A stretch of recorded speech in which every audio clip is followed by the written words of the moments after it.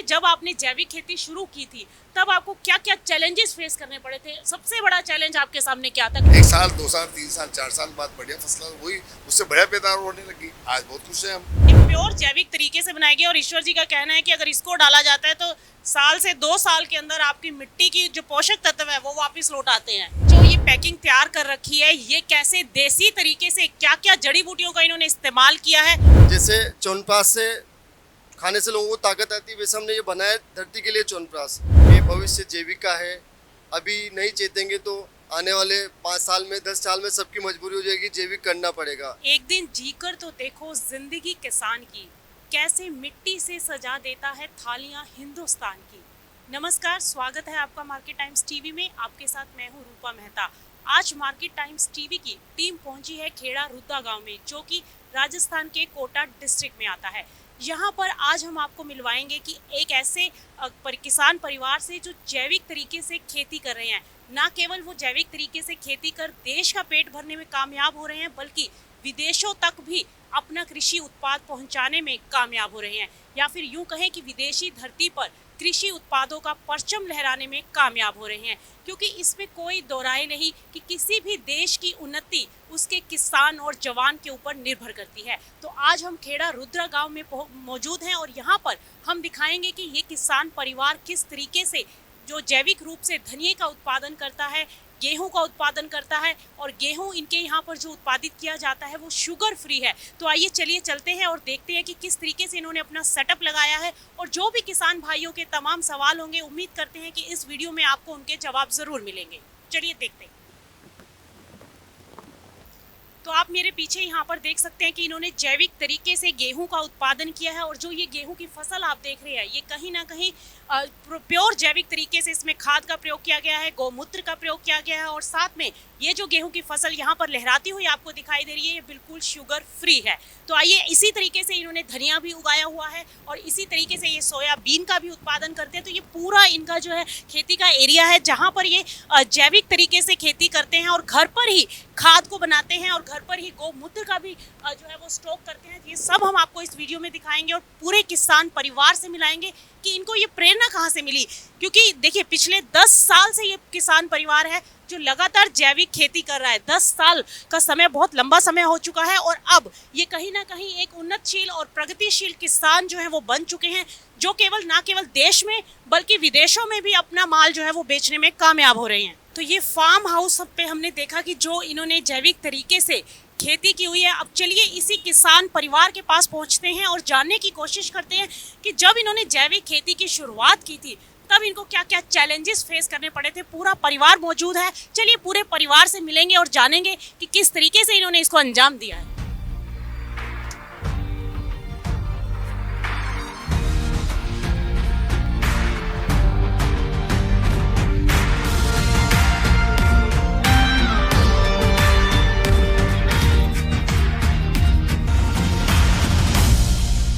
देखिए, ये हम एक किसान परिवार हैं यहाँ पर, जो कि काफ़ी प्रगतिशील परिवार हम इनको कह सकते हैं, क्योंकि पिछले 10 साल से ये लोग जैविक खेती कर रहे हैं और जैविक खेती करके ना केवल अपना कार्य ये कर रहे हैं, बल्कि दूसरे किसानों को भी ये ट्रेनिंग दे रहे हैं कि किस तरीके से आप जैविक रूप से खाद घर पर ही बना सकते हैं और कैसे जो फसलों में बीमारियां लगती हैं उनको जैविक तरीके से आप उनका निपटान कर सकते हैं। आइए मिलते हैं हमारे साथ। आज ये पूरा किसान परिवार जो है वो मौजूद है।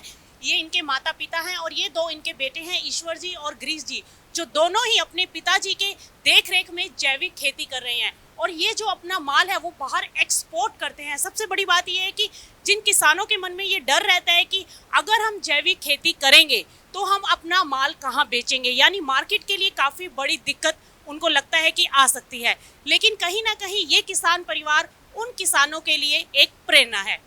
आप सभी का मार्केट टाइम्स टीवी पर बेहद स्वागत है।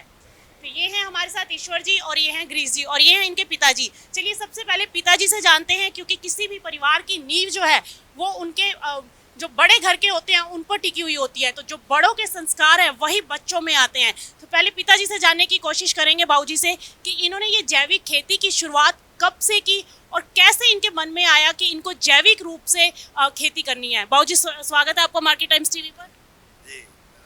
जगदीश चंद्र शर्मा। बाबूजी, मेरा पहला सवाल आपसे ये है कि आपने जैसे अपने बच्चों को ये प्रेरणा दी है कि वो जैविक खेती करें, कहीं ना कहीं एक मिसाल कायम करता है। अब आप ये बताइए कि आपके मन में जैविक रूप से खेती करने का विचार कब आया?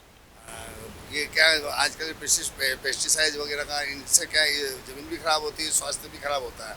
तो हमारे जो ईश्वर जी गौतम है, इन्हें MBA करने के बाद 2014 से कंप्लीट जैविक खेती कर रहे हैं। उनके साथ गिरीश जी भी हैं, दोनों भैया ये खेती, और माल धीरे धीरे कम हुआ, बढ़िया अच्छी पैदावार होने लगी, कोई प्रकार की, और लोग बहुत खुश हैं।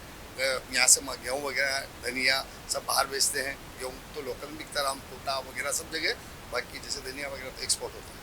एक आप एक्सपोर्ट करते हैं। बाबूजी, आपने कहा कि शुरू में थोड़ी दिक्कत हुई थी, तो शुरू में जब आपने जैविक खेती शुरू की थी तब आपको क्या क्या चैलेंजेस फेस करने पड़े थे? सबसे बड़ा चैलेंज आपके सामने क्या था? क्योंकि आपने 10 साल पहले शुरुआत की, उस समय शायद इतना चलन नहीं था जैविक खेती का, लेकिन उस समय एक ऐसी सोच के साथ आना अपने आप में एक मिसाल है। उस समय आपको क्या क्या चैलेंजेस फेस करने पड़े थे? चलिए, तो ये कि हर आदमी सोचता था भाई यार, मान लो जस्ट अपने एक खेत है, उसके बाद दूसरे का खेत है, पड़ोसी का, तो वो देखता है इनमें कुछ भी नहीं हुआ, मेरा तो अच्छा हुआ। तो उसका प्रतिबंधक ये था कि वो तो पेस्टिसाइड यूज करते थे। हम अगर पेस्टिसाइड, आपको कहीं निराशा नहीं होती थी? वो टाइम लगा थोड़ा, निराशा तो हुई, 1 साल 2 साल 3 साल 4 साल बाद बढ़िया फसल हुई, उससे बढ़िया पैदावार होने लगी। आज बहुत खुश हैं हम। आज आप बहुत खुश है। कहीं ना कहीं उस समय आपको थोड़ी निराशा हाथ लगी थी, लेकिन आपने धैर्य रखा, और वो धैर्य का आज रिजल्ट आपको देखने को मिल रहा है कि ना केवल बाबूजी वो खेती कर रहे हैं, बल्कि उनके बेटे भी इसी काम में लगे हुए हैं। तो अब माता जी, आपसे मेरा सवाल है, आप भी खेत में जाती हैं? पहले आप खेत में जाया करते थे जब आप लोग खेती करते थे, तो अब आपके बच्चे जो है वो जैविक तरीके से खेती कर रहे हैं, इससे आप कितने खुश हैं? बहुत खुश हूँ। हाँ, हमारे दादाजी, इनके दादाजी का भी यही प्रेरणा थी, खाते वो जैविक खाद से कराते थे। यानी कि बाबूजी के जो पिताजी थे उनका भी यही मानना था कि जैविक रूप से खेती करनी चाहिए। अभी हम बात करेंगे ईश्वर जी से और गिरीश जी से, आप दोनों आगे आ जाइए। ईश्वर जी, सबसे पहले आप बताइए कि आप लोगों ने ये जो जैविक खेती आपने शुरू की है, आपने ये सामने कुछ एक प्रोडक्ट्स रखे हुए हैं, ये क्या है? जैविक रूप से खाद बनाया गया है? जैविक खाद है। इसको आपने कैसे तैयार किया है? मैम, जैसे लोग अभी जैविक खेती के लिए पंचगव्य होता है, जीवामृत होता है, घन जीवामृत होता है। हमने इसको आयुर्वेदिक मेडिसिन मिला के एक बेहतरीन खाद हमने तैयार किया है।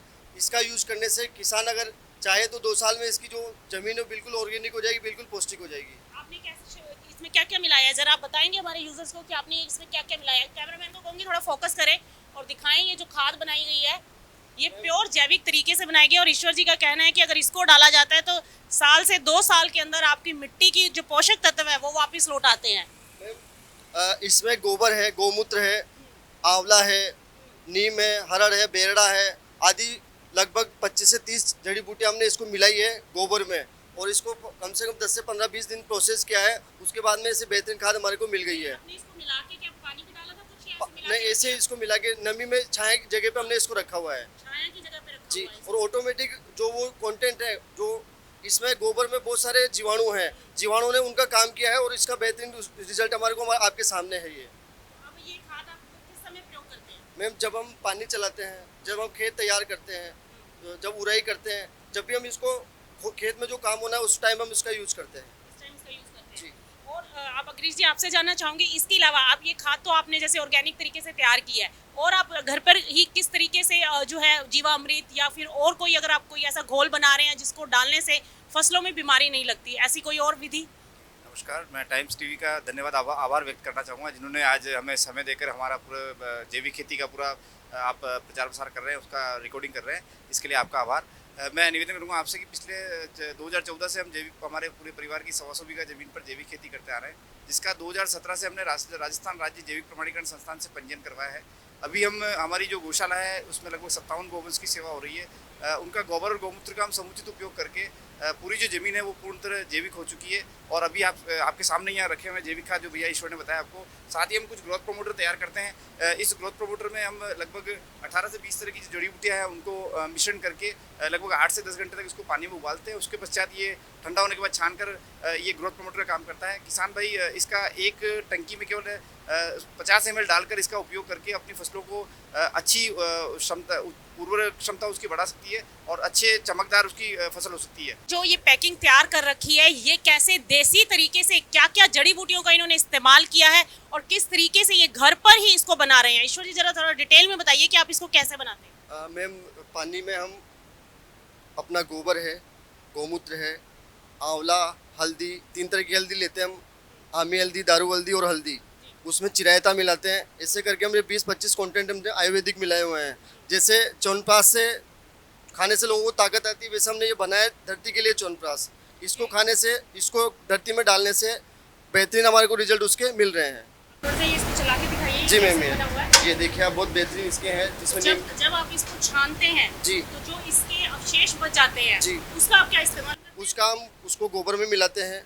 10 किलो गोबर में हम उसको आधा किलो मिला के और उसको फिर हम खाद में काम में लेते हैं। खाद उसमें आप वो देख रहे हैं उधर सामने, उसका बेहतरीन हमारे को खाद, शानदार खाद मिलता है। यानी इसका जो अवशेष बच जाता है उसको भी कहीं ना कहीं यूटिलाइज किया जाता है और गोबर के अंदर मिलाया जाता है, ताकि उससे भी जो है जैविक तरीके से आप खाद तैयार करते हैं। जी, और ये आपने क्या तैयार किया हुआ है? बेसिकली ये कीटनाशक है और जैविक खेती में कैमरामैन से कहूंगी थोड़ा फोकस कीजिए। ये जो इन्होंने लिक्विड बनाया हुआ जी, है, जैविक खेती में मारने का कोई प्रावधान नहीं है, केवल बचाने का प्रावधान है। जी, कीड़ों को मारने का हमारे जैविक खेती में कोई प्रावधान नहीं है। बहुत सही बात आपने कही, क्योंकि रासायनिक जो किसान यूज कर रहे हैं कहीं ना कहीं उससे हम जीव हत्या कर रहे हैं। लेकिन जब जैविक की तरफ किसान बढ़ते हैं तो यहाँ पर जीवों को मारने के लिए नहीं बल्कि उनको भगाने का काम किया जाता है, और उसी के तहत ये लोग ये लिक्विड जो है वो तैयार करते हैं। ईश्वर जी बताइए कैसे तैयार किया आपने? जी, हमारा गौमूत्र है। गौमूत्र में हमने चूना मिलाया, तंबाकू मिलाया, आंकड़ा, नीम धतूरा मिलाया, हल्दी मिलाई और इसको 15 से 20 दिन के लिए छोड़ देते हैं।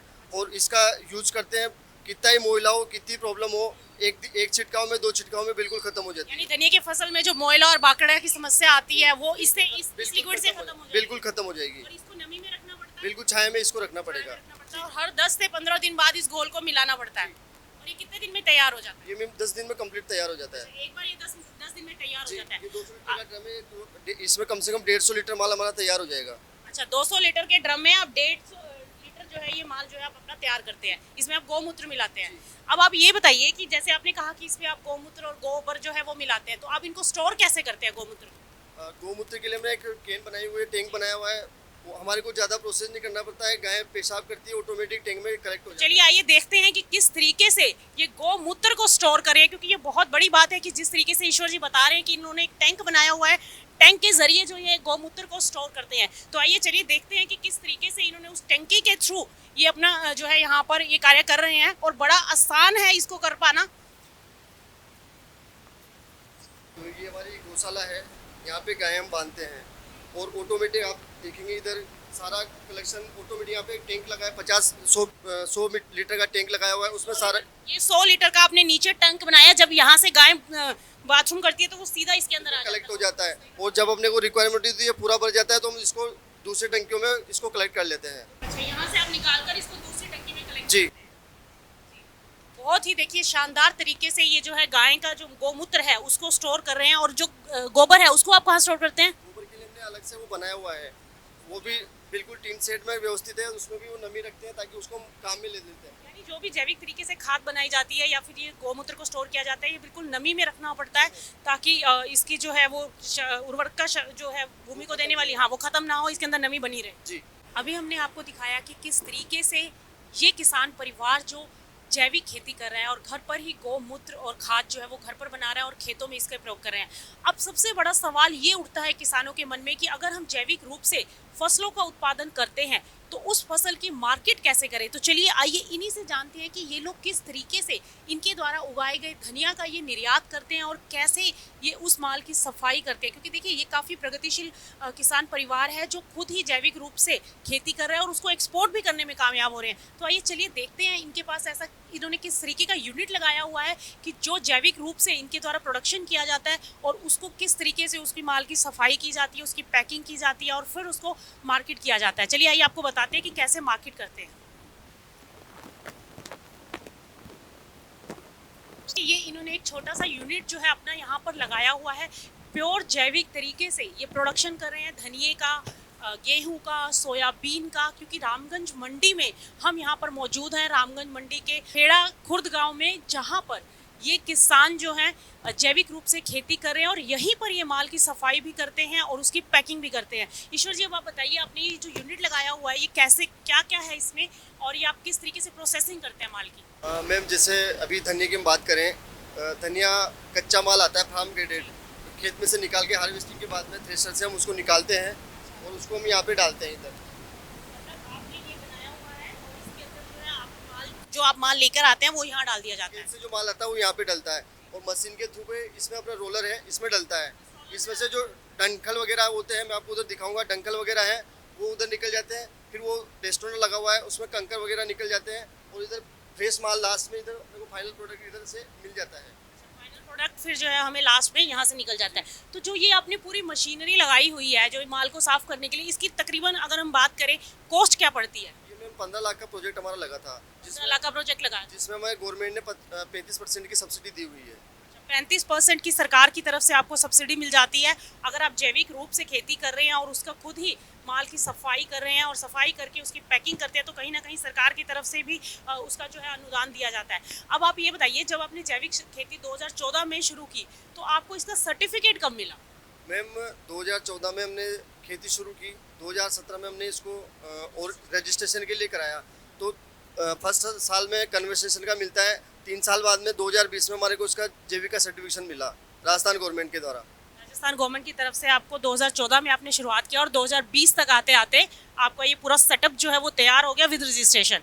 तो आप जो धनिया है जब आप उसकी ग्रेडिंग करते हैं, जब उसकी सफाई करते हैं, तो आप देख सकते हैं कि ये 3 तरीके से जो है वो धनिया निकला हुआ है। ये आप थोड़ा सा डिटेल में बताइए। मैम जैसे फार्म ग्रेडेड माल जो आता है उसमें से हम उसको प्रोसेस करके ये वेस्टेज हो जाता है, और वेस्टेज माल है ये हमारी दाल है। 2 तरीके का प्रोडक्ट निकल कर आया, एक क्लीन धनिया और एक ये उसमें से दाल जो है वो निकली है, धनिया की दाल है, यानी ये दोनों प्रोडक्ट जो है ये निर्यात किए जाते हैं। जी मैम, दोनों को आप निर्यात करते हैं। अगर भाव की बात करें तो धनिया का क्या भाव मिलता है आपको ये जैविक रूप से उगाई? मैम ये जो होल जो धनिया है ये हमारे को 150 रुपये किलो इसका रेट मिलता है, और ये दाल है वो 125 रुपये किलो, 125 रुपये किलो हमारी बिकती है। तो देखिए, जो किसान भाई हमारे रासायनिक रूप से खेती कर रहे हैं तो और जो जैविक से खेती कर रहे हैं, आप देखिए जब आप रासायनिक रूप से खेती करें तो आपको जो आपका धनिया जो फसल निकल कर आती है उसी का भाव आपको 65 से 70 रुपये मिलता है, जबकि इनको देखिए इनका जो बाय प्रोडक्ट निकल रहा है उसकी भी मार्केटिंग बहुत अच्छे तरीके से हो रही है और उसका भाव भी कहीं ना कहीं आपके द्वारा उगाए गए धनिया के भाव से डबल के आसपास है। 125 रुपये आपने बताया कि ये दिखाना चाहूँगा, ये हमने खुद की ब्रांडिंग की है, हमारे माताजी के नाम से हमने एक लोगो बनाया हुआ है, ब्रांडिंग की हुई है, और इसी में सारा माल हमारा जाता है बाहर। इसी जो है थैली में ये लोग पैक करते हैं और पैक कर आप इसको एक्सपोर्ट करते हैं। तो आपने एक्सपोर्ट कैसे शुरू किया? एक्सपोर्ट में एक हमारे पास अरिचा ट्रेडिंग कंपनी थी कलकत्ता की, उसकी वो सहायक कंपनी, उसने हमारे को बताया था, तो उसके माध्यम से हमारा माल 3 साल से जापान जा रहा है। 3 साल से आपका माल जो है वो जापान जा रहा है, तो यानी कहीं ना कहीं जैविक रूप से जो फसल उगाई जाती है उसकी मार्केट काफ़ी अच्छी है और उसका भाव आप देख सकते हैं कि जैसे कि ईश्वर जी ने बताया कि जो आम धनिया जो रासायनिक खेती के थ्रू जो धनिया उगाया जाता है उससे इसका भाव जो है 2 गुने से भी कहीं ज़्यादा है। आइए अब आपको दिखाते हैं हम ये किस तरीके से इस माल को पैक करके स्टोर करते हैं और फिर उसको जो है वो निर्यात किया जाता है। आप देख सकते हैं यहाँ पर ये जो धनिया है ये पैक किया हुआ है इसी यूनिट के थ्रू। तो आपने देखा कि किस तरीके से ईश्वर जी और गिरीश जी दोनों भाई और इनके पिताजी, यानी कि यूं कहें कि पूरा परिवार जो है वह जैविक रूप से खेती कर रहा है और ये जो जैविक रूप से उत्पादन कर रहे हैं ये उत्पादन ये विदेशों में भेजने में कामयाब हो रहे हैं। तो ये जो आपने हमारा पूरा वीडियो देखा तो उम्मीद करते हैं कि हमारे किसान भाई जो रासायनिक रूप से खेती करते हैं उनको उनके सवालों के जवाब मिल चुके होंगे कि अगर हम जैविक रूप से खेती करते हैं तो हमें क्या क्या चैलेंजेस फेस करने पड़ सकते हैं और कितने समय में आप लोग एक बार फिर से समृद्ध और खुशहाल किसान बन सकते हैं। ना केवल आप अपने स्वास्थ्य को ठीक रखेंगे बल्कि आप अपनी भूमि की उपजाऊ क्षमता को भी बनाए रखने में कामयाब होंगे। ईश्वर जी और गिरीश जी, आपसे मेरा आखिरी जो सवाल ये रहेगा कि आप हमारे किसान भाइयों को, क्योंकि आप जैविक रूप से खेती कर रहे हैं, तो आप क्या अपना मैसेज देना चाहेंगे? मैं किसान भाइयों से यही निवेदन करना चाहूँगा कि भविष्य जैविक का है, अभी नहीं चेतेंगे तो आने वाले 5 साल में 10 साल में सबकी मजबूरी हो जाएगी, जैविक करना पड़ेगा, क्योंकि रासायनिक का मार्केट में उनको रेट ही नहीं मिल रहा है। बहुत हालत ख़राब है, बहुत दयनीय स्थिति है। कोशिश करें 1 बीघे में आधे बीघे में अपने लिए कम से कम वो जैविक खेती करने का प्रयास करें। थोड़ी सी मेहनत करनी पड़ेगी पर हो जाएगा। जी बिल्कुल। और गिरीश जी, आप क्या मैसेज देना चाहेंगे हमारे किसान भाइयों को? मैं किसान भाई को ये आग्रह करूंगा कि आप जैविक की ओर आएं, क्योंकि जैविक से ही अपना परिवार अपन बचा सकते हैं। जिनको भी अपन खाने का अनाज भी किसान भाई देंगे, वो शुद्ध अनाज खाने में काम में लेंगे, तो स्वाभाविक है किसान भाइयों को दुआ प्रदान करेंगे और आगे जैविक में ही उज्जवल भविष्य है। आप किसान भाई जैविक की ओर आएं और कोई भी किसान भाई यदि जैविक खेती का प्रशिक्षण लेना चाहे तो हमारी पारिवारिक गौशाला है श्री चारुजा जैविक फार्म खेड़ौदा पे आप पधारें, आपका स्वागत है। आपको जितना हमें जानकारी है वो देने का प्रयास करेंगे। आपको पूरा जैविक का प्रशिक्षण यहाँ पर उपलब्ध होगा। धन्यवाद। देखिए, बहुत बहुत धन्यवाद गिरीश जी और ईश्वर जी आपका और आपके पूरे परिवार का, जिन्होंने हमें ये बताया कि किस तरीके से किसान भाई जो जैविक खेती से डरते हैं वो जैविक खेती की तरफ अपने कदम बढ़ा सकते हैं, ना केवल अपने देश की तरक्की में बल्कि विदेशों में भी अपना परचम लहराने में कामयाब हो सकते हैं। फिलहाल इस प्रोग्राम में इतना ही। आप मुझे और मेरी टीम को दीजिए इजाजत। नमस्कार।